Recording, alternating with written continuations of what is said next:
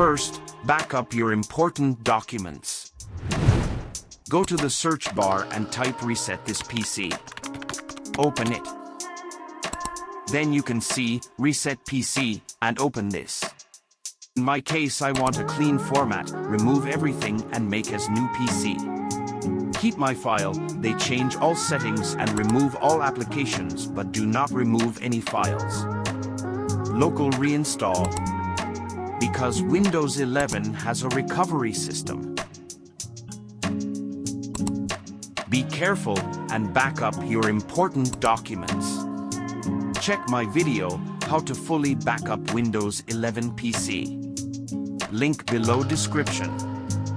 All processes are done in 30 minutes to 50 minutes.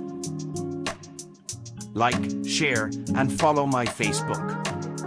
Subscribe to my YouTube channel, IT Support Pro. Your computer may restart a few times. Wait until completed installing the Windows.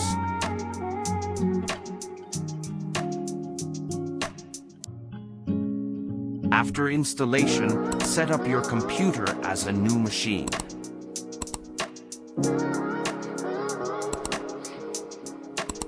Check my other video, how to set up Windows 11 version 22H2 without a Wi-Fi connection.